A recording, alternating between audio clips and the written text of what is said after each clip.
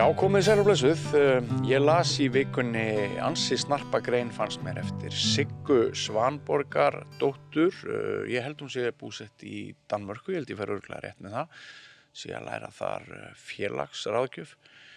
Hún vék orðum sínum, hún Sigga, Íslendingur búsettur í Danmörku eða hvort hún með danska ríkisborgar rétt, við komstu því hérna eftir.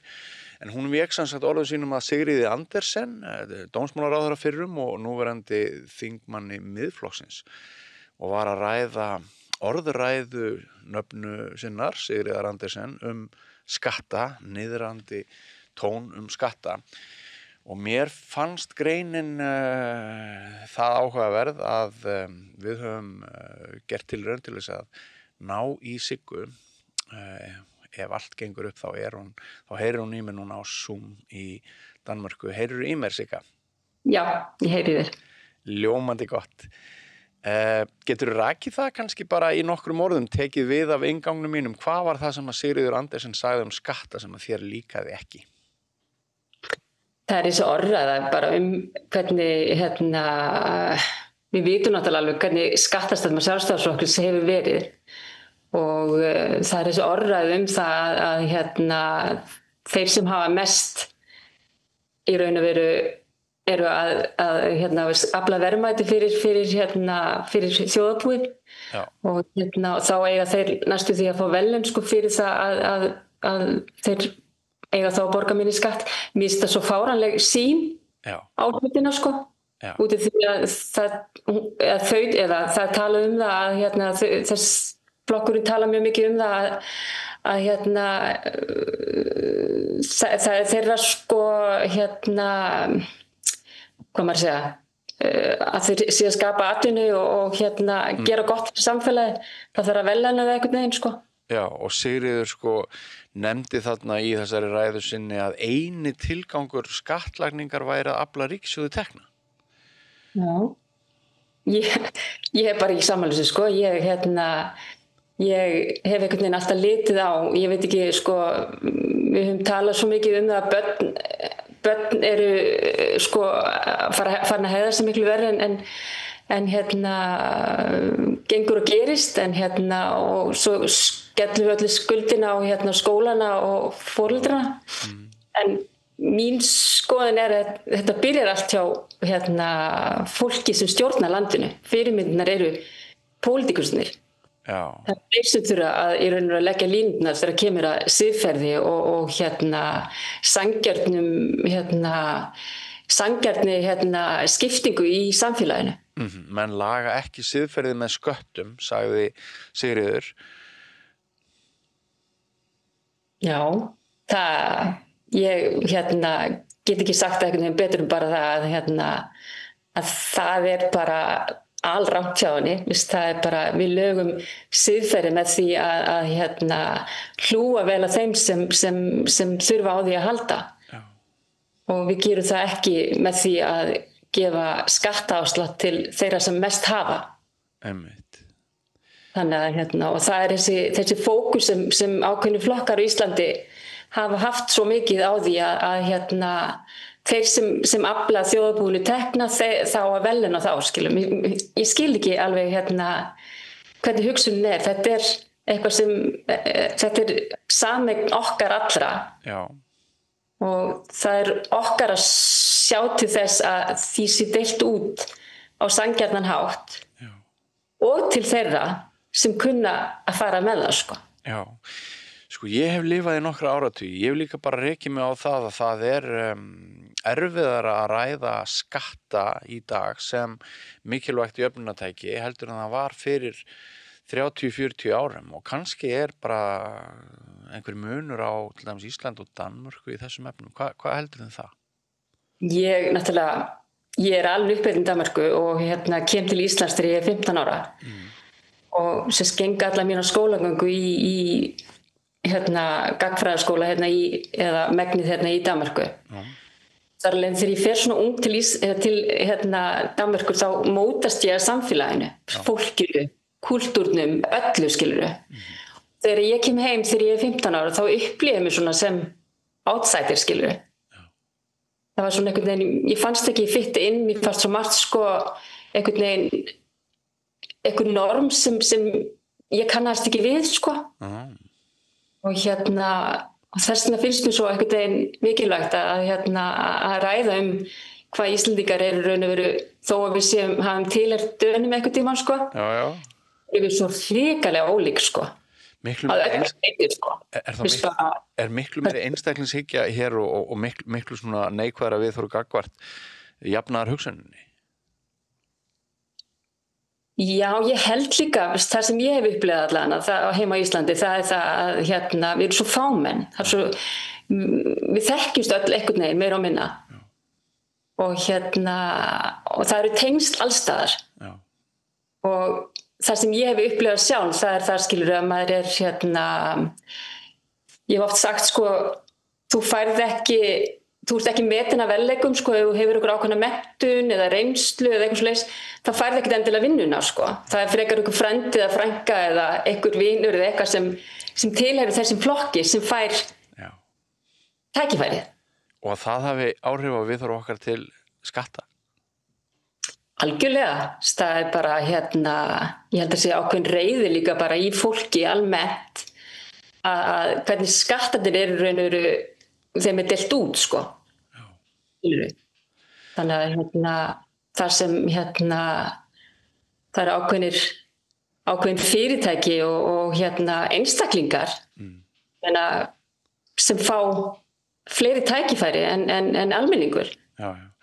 Vegna þess sem þú sagðir áðan með trú Íslendinga á tengslin, að þá man ég eftir frétt sem að ég skrifaði og lenti á forsíðu Fréttablaðsins fyrir nokkrum árum, þar sem Ísland hafði tekið þátt í mjög stórri samanburðarrannsókn sem náði til eiginlega bara flestra ríkja heims, og þar kom á daginn að viðhorf 1500 Íslendinga sem hafði verið spurður í þessari könnun voru allt önnur en viðhorf Dana, Norðmanna, Svía og Finna þegar spurt var hvað heldur þú að hafi mest að segja það að þér vegni vel í lífinu.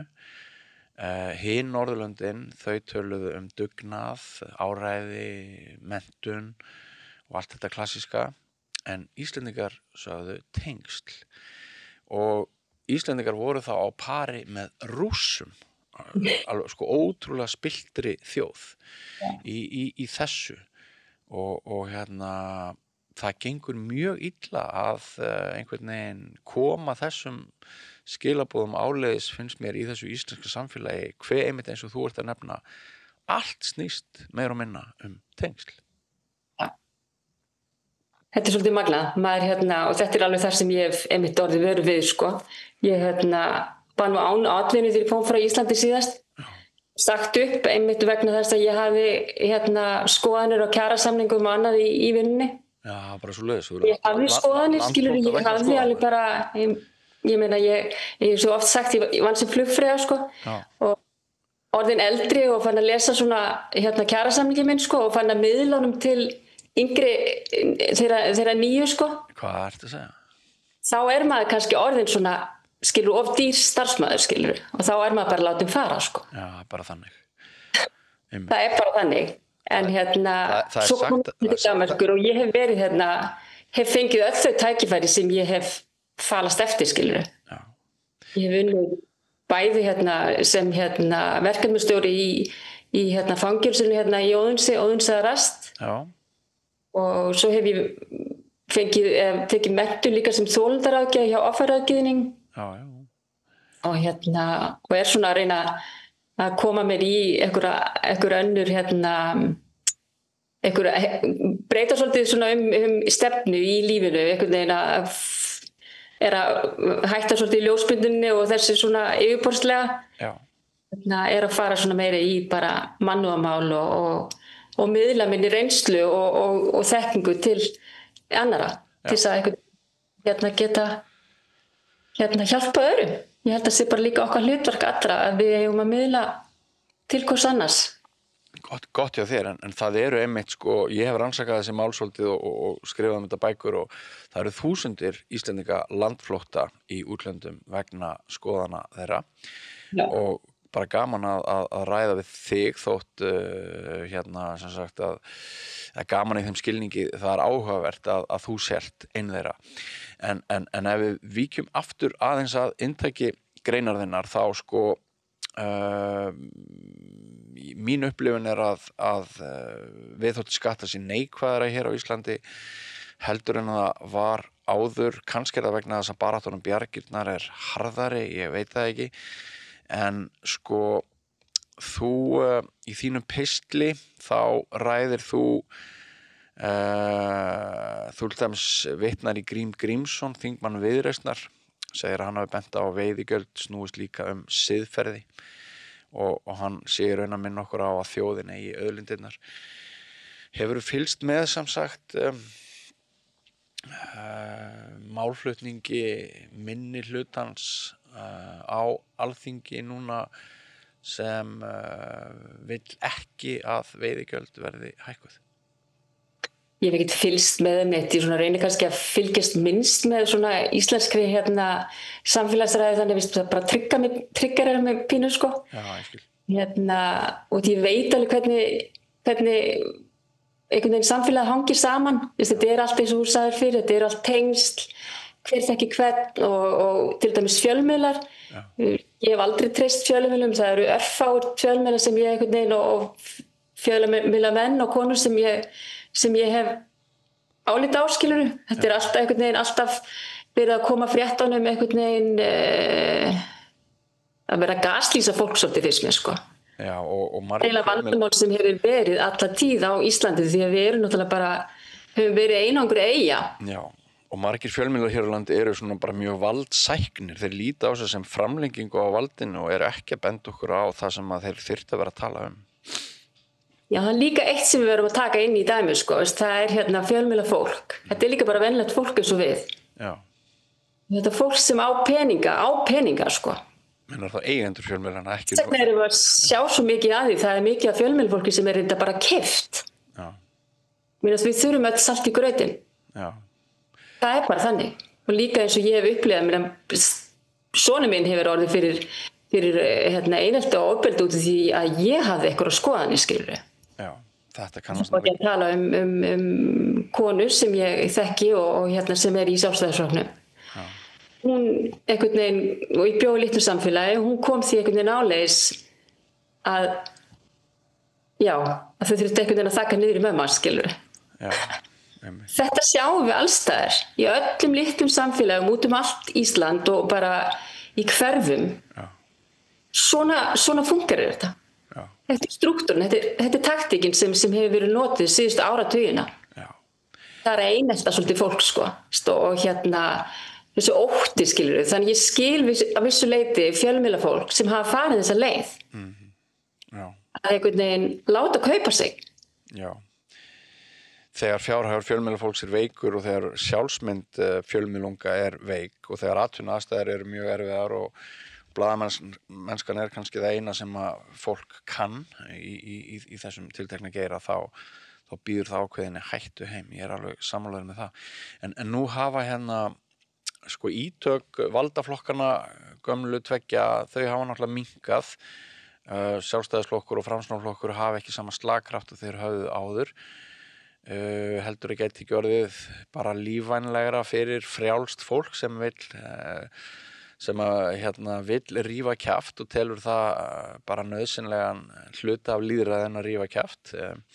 Heldur að tími þeirra gæti ekki verið að renna upp aftur? Ég finn það bara, ég held við finnum það öll bara sem erum að fylgjast með bara samfélagsumræðinni eða bara heimsmálunum, það allstaðar mótmæli og fólk virkilega að rísa upp. Já. Og það gefur okkur hinum líka empowerment svona gefur okkur hinum svona kjark. Já. Til að fara þessa leið líka. Já. Já, vissulega þá og líka, mér finnst líka bara að vera svo áberandi hvað fólk farið að tala og átta sig á hvernig fjölmiðlarnir starfa sko. Já. Þannig og það bara mjög mikilvægt fyrir Íslendinga og Íslands samfélag að þeir séu með góða og trausta fjölmiðla. Já. það nú aðeins að byrja finnst mér, hefur verið að gerast núna síðustu árin, sko. Þar að meðal Sið og fleiri fjölmiðlamenn sem eru virkilega að standa sig vel. Já. Ég veit það líka, það hefur verið, það hefur verið, turbulent, að fyrir marga, fjölmiðlamenn að fara, við sjáum bara eins og Helga Seljan og margir sem þetta hefur tekið á, sko. Já. Þannig að þetta hefur áhrif á líf fólks og fjölskyldna. Einmitt.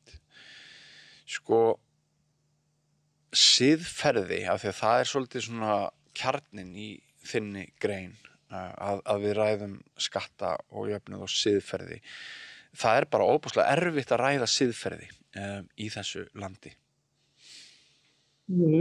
Í þessu landi, já. Það mjög erfitt að ræða siðferði á Íslandi og ég hef oft sagt, sko, ég upplifir svo mikla skömm á Íslandi. Við erum rosalega einhvern veginn, við erum öll í hverju horni að skammast okkar, skiljum við, og þetta, sem ég sagði fyrr, sko, það, svona að ræðum réttlæti, það svona einhvern veginn sussað einhvern veginn, hættu nú þessu eða... Já, eða þykistu vera eitthvað betri sjálf, sko. Já, nákvæmlega, eða það. Þannig að það líka svona einhvern veginn taktík sem valdhafar og eða auðfólk og þessir hópar hafa einhvern veginn haft á almenning. Já. Það nefnilega svo auðvöld líka að koma þessari dýnamíka stað, við erum svo lítið samfélag. Já. Það svo auðvelt að taka fólk af mannárið þeirra, skilurðu. Það svo auðvelt á Íslandi. Og það verið að gera það á hverjum einasta degi. En sko, já, en sko, ef Sigríði Andersen og félögum tekst að fá okkur til þess að trúa því að skattar séu í rauninni bara rugl og við séum bara gráðu dýr í frumskóginum eins og Hobbes skrifaði og hverjir bara berjast fyrir sínu, þá Ísland í rauninni komið úr félagi, ekki satt við þessa skandinavísku jafnaðarvelferðar hugsun. Ég spyr nú bara, hefur við eitthvað verið þar, sko? Já. Mér finnst að vera svona þegar við erum að tala þetta, sko. Við viljum vola mikið tilherðna og segja að við séum hluti af þeim, af þessu kerfi, en eins og þú sagðir og talar Rússa, við erum svona sambland einhvern veginn að við viljum vera vinir Rússa, við viljum líka vera vinir Bandaríkjamanna. Þetta svona, við erum í einhvers konar identity krísu, skilur. Já, það sem peningarnir við ekki alveg hverju við erum, sko. Já, einmitt. Peningar og öldin og tengsli ráða og við höfum ekki orku til þess að fara neitt dýpra niður í huga okkar eða siðfræði eða svona stóra spurningar lífið og tilveruna. Nákvæmlega. Og það líka svolítið hættulegt þegar maður býr í litlu landi. Já. Við megum aldrei vanmeta það að börnin okkar og fjölskyldun okkar verða fyrir áreiti ef við höfum ákveðnar skoðanir. Já. Það er bara þannig. Já. En þú hjólar nokkuð bratt í þínu pistli í valda mikið fólk á Íslandi með mikil tengsl og ertu svona, varstu pínu smeyk Sigga þegar þú ýttir á enter og færið þér hugsanir þínar úr eigin hugskoti yfir á vis.is, ertu ennþá upplifur svona ótta yfir því að nú verði þér refsað yfir því að þú sért opinberlega að gagnrýna fólk sem hefur mikið ítök? Já, það bara, ég búin að skrifa oft svona einhverja pistla, ég bara nei, ég gerir þetta ekki. Ég á ennþá börn á Íslandi. Já. Og fyrst og fremst ég náttúrulega að hugsa þau, skilur, ég vil ekki að þau lendi í einhverju svipuðu og strák, son og dóttir, sko. Ég vil ekki að þau verði einhvern veginn refsa fyrir skoðunum mömmu sinna, sko. Já. Þannig að það alltaf einhver smá beigur í þér. Já, það bara einhvern veginn og líka það þegar ég sjálf kem svona úr svona svolítið vanvirkum fjölskylduaðstæðum og þegar maður hefur lítið bakland þá það kannski ennþá erfiðara, sko. Já. Að upplifa svoleiðis, skilurðu, tortímingu, skilurðu, finnst mér. Já. Það verður að níðast á fólki svona bara út af því að það hefur ákveðna skoðanir, sko. myndirðu segja eða talar hlutina eins og þeir eru. Og myndirðu segja að þú hefðir oft hitt marga Íslendinga í útlöndum sem deila þessari skoðun sem að við höfum verið að ræða að margir séu landflótta vegna skoðana og það geti verið mjög erfitt að vera að standa með sjálfum sér og vera gagnrýnandi innan þessa lands eða jafnvel bara utan? Já, ég finn samt fyrir að því ég kom ekki til Danmörku þá fékk ég aðeins mér svona frelsi til þess að fá að kannski svona mér leið betur að vera komin svona í burtu frá Íslandi sko, já. En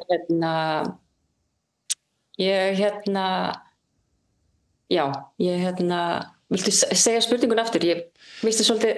Ég var að velta þig fyrir mér hvort þú rekist ofta á aðra Íslendinga sem eru þér sammála það að ein ástæða þess að þeir hafi yfirgefið Ísland eða geti ekki verið hér sé svo að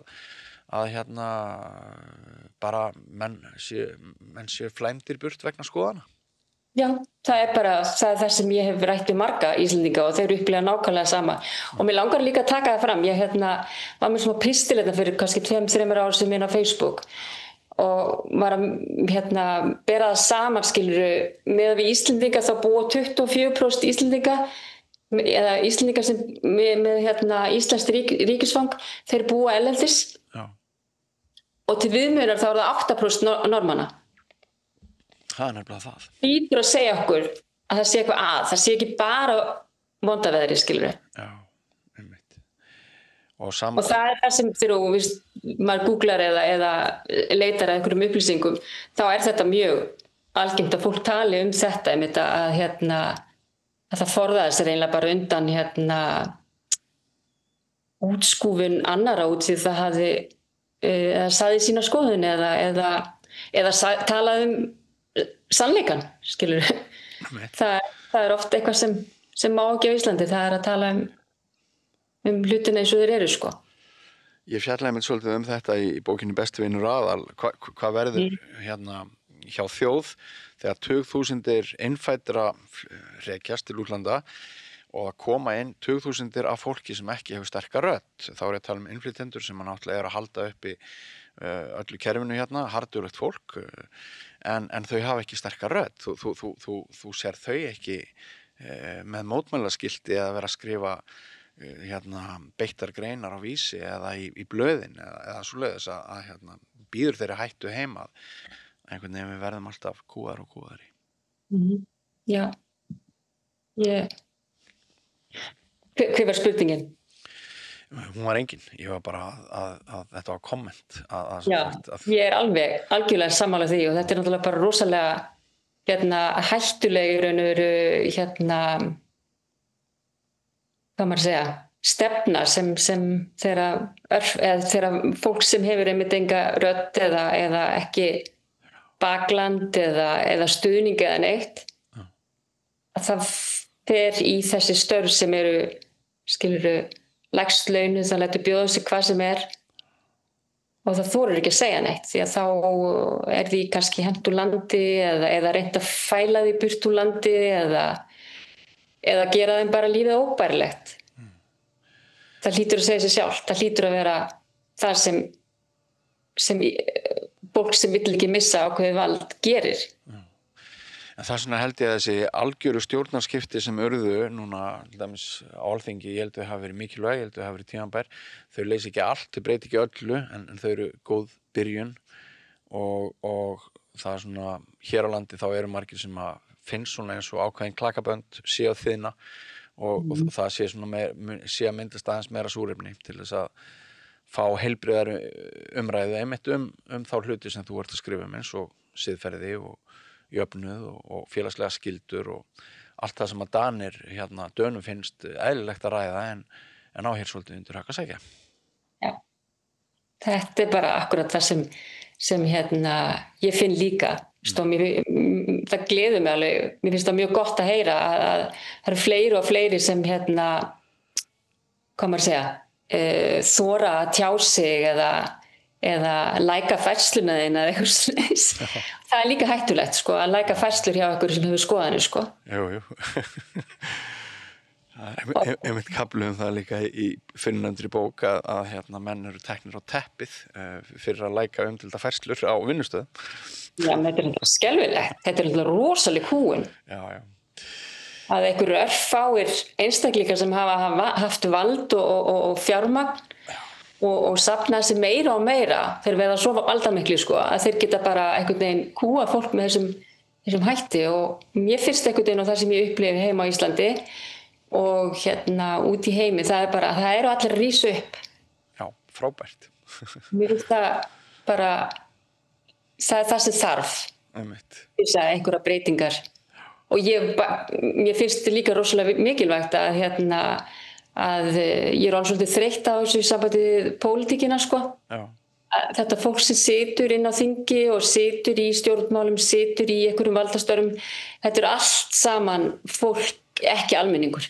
Nei, einmitt. Og það er orðin til svona stjórnmálamanna stétt sem að bara lítur á sem svo hún eigi þetta áratugum saman. Ekki bara stjórnmála stétt, þetta svo tengt inn í fjölskyldur og vinahópa sko. Einmitt, akkurat. Tengslaneti sko. Já. Það er eins og einn sjálfstæðiskona sagði við mig sko að það mikilvægast af öllu það er að búa til tengslanet. Ég bara horfði á hann, hvað meinarðu? Vist? Og þá fattaði ég einhvern veginn, það er svo margt sem maður einhvern veginn, þegar maður hittir svona fólk sem hefur allt önnur gildi maður sjálfur sko, þá fattar maður einhvern veginn hvernig allt hangir, hvernig hlutnir eru sko. Svo erum við náttúrulega algjörir sérfræðingar í að kjósa yfir okkur aftur og aftur óþurftar fólk inn á þing sem að hélt að hefði fengið sín tækifæri og hefði klúðrað þeim en aftur og aftur koma þau sumt af okkar dýrasta fólk sem að hefur kostað okkur ógrynni fjár í ráðherratíð vegna alls konar mistaka og spillingar og vafasamra embættisfærslna og það er alveg ólíkindum hvað það sá hluti þjóðarinnar sem ég kalla óþurftar fólk fær alltaf mörg tækifæri hér. Já, ég alveg samanlegaður. Mér finnst það bara mjög mikilvægt að almenningur fá tækifæri. Það þarf að taka fólk allstaðar úr öllum stéttum samfélagsins skilurðu og hjálpa þeim að komast til áhrifa skilurðu. Það er líka ákveðin leið til að fá einhvern veginn samfélagið til að vinna betur saman sko. Það segir sér sjálft, þú færð einhver tækifæri og út af því að þú ert góð í einhverju eða þú hefur gott siðferði og þú færð einhverja góða stöðu út af því eða hvað, þá hlýtur það að vera hvati fyrir hina. Sigga, ég heyrði einhvern tímann að ágætt skilgreining á hugrekki væri að vera hræddur við eitthvað en gera það samt og þannig að bara takk fyrir að skrifa greinina þína, hálsmeik viðbröðin og takk fyrir að þóra að tala við okkur hér hérna stórhættulegu samstöð. Okay. Takk fyrir að bjóða mig bara, segi ég. Núna, þetta var bara... Bara gaman að heyra í þér og ef þú átt leið til Reykjavíkur við tækifæri, endilega láttu okkur vita. Það er auðveldar að spjalla við hérna við rauðaborðið í nærveru heldur en á Zoom, en þetta er nú samt bara gengið ágætlega hjá okkur. Ja, þetta er fínt. Bara takk fyrir. Þetta var bara mjög fínt. Sömuleiðis ekki bara voru komið á fullt eða sumarið bara komið líka? Já, ég var að spá að hafa þetta úti sko viðtalið, ég hugsa það var svo mikil sól að ég... Já, æðislegt, frábært. Farðu út í sólina, bestu kveðjur í danska sumarið og við heyrum síðar. Takk fyrir, bara bye bye. Blessuð. Samlokubrauð, maltbrauð, tékkneskt brauð, súrdeigsbrauð, brauð ársins, Bernhöfts bakari, íslenskt handverk síðan 1834. Þú ert að hlusta á Samstöðina. Róttækt sjónarhorn á atburði dagsins.